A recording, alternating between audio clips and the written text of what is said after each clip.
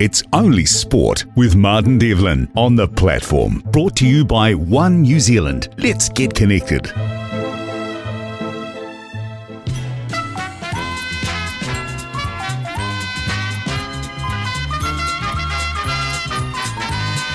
Come on, let's be positive. Just stop right there. No negativity. Let's be positive. LBP. Let's be positive. LBP, let's be positive, mate. Oh, God, your doggies. Your Wallabies. Your Liverpool. Let's kick it off with that. We've got Super Rugby Finals format to talk about. Black Ferns second best, and the White Ferns are playing your mob on Thursday. First of 3 T20s, mate. But Josh Addo-Carr, stay or go? Well, he told a little white lie, didn't he, Martin? And I feel like perhaps after the season he's had, where he's had injuries, he's lost a little bit of speed, he hasn't been available as much as we would have liked. It may be an opportunity for the embarrassed Phil Gould, who came out and made some incorrect statements on Josh's behalf, to carve him off and free up some salary cap. I mean, at the end of the day, my question would be, if the Dogs let him go, how quickly will he sign with someone else? And what will the outcome actually mean then if he continues to play in the NRL? I would keep him, personally, and hope he gets better for next year. But I mean, you know, I'm not some moral justice warrior too worried about what these blokes get up to. Truth is, I'm more disappointed that he's that stupid to get involved only weeks before the season's over and he's got the off-season. I mean, couldn't he have hung on a little bit? I don't know. Well, hey, a couple of weeks, bro. Could your team have hung on a little bit against Manly rather than bottling it in the last 20 minutes? Oh, come on. Manly came back strongly. I think we lacked a bit of experience there at the end, and we made a couple of silly errors that we shouldn't have. I mean, we didn't hand it to them on a platter. They took it off us. And as disappointing as it was, I sat there for 10 minutes or more down in the shed in silence with me head in my hands thinking, you know, how did we not win that? But at the end of the day, we weren't competing for the spoon like we have in the previous few seasons. We showed a tremendous amount of skill this year.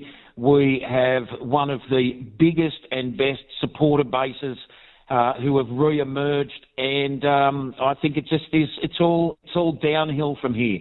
Or I mean the easy coast downhill. It's all uphill, but it's good news. And I'm not going to sulk and complain over the off season. Although I was already planning how we were going to beat the Roosters this weekend. Okay, so you lost your last 3 games. Your season ended on a fizz. I mean, let's be positive about it. Yeah, you seem to be enjoying this. Well, that's what happens when you're the team you support wins 9 games out of 24 and they publish a whole lot of stats over the weekend about sold-out grounds and how happy and satisfied all the fans are. Well, there's one here who's not happy and satisfied because I only care about what goes on the field, not what goes on in the stands, mate. Yeah, well, honestly, I just hope that we don't become the Warriors next season and have that slippery slope down towards the bottom of the table. Look, if we can build from this, we've got experience there, we're going to hang on to some good players, and we should be better for it next year. But the truth is, we believe that it's possible now, and as long as we don't end up in, 13th or 14th next year, I think we can be satisfied. Look, there's some good teams in the competition still. I don't think anyone will beat Penrith or Melbourne, to be honest. The way they both played over the weekend, I think that's the grand final that the competition deserves this year. And, you know, 1 and 2 at the end of the season, and one of them will end up on top of the heap, for sure. Let's be positive about the Wallabies' chances against the All Blacks. There's nothing better for the All Blacks than when we're in a trough, having lost 3 of the last 4, staring at Sydney and going, well, if we can't towel up this mob, we might as well give it up. Yeah, I was reading a couple of stories yesterday, and last night, Joe Smith has said that he can't carve off this squad because of one bad half of rugby. And I thought to myself, well, if you can't carve a few players after that bad half of rugby where they gave up 50 points, when is the time? I think the problem is there's no one else to bring in. If he carved off 5 or 6 players, we'd only get worse. There's no way known that we can come back from that. And given what you just said about the All Blacks, the rap dancing coach wants to put on a performance, and I'm positive that they being the All Blacks, too good for the Wallabies. How do you come back from that? No. Yeah, I mean, you can sit around in the changing rooms and at training and pat each other on the back and say it could have happened to anyone. But the truth is, it's never happened to anyone in a Wallabies jersey before last week or the week before. And, it's never even looked likely. I think we got powered up by South Africa about 1998. But, since then, as bad as we've been, we've never been that bad, and we won't be getting any better for this weekend. I can't believe it's possible. Oh, what is more chance of happening? The Wallabies beat the All Blacks in Sydney, or the White Ferns managed to win the first T20 on Thursday against your women? Oh, the Wallabies making a comeback, I think. That's more likely. I mean, the White Ferns. Run me down their record, Martin, and then I can compare it to the teams that have disappointed me this year. Okay, the last 8 games against England, didn't win any.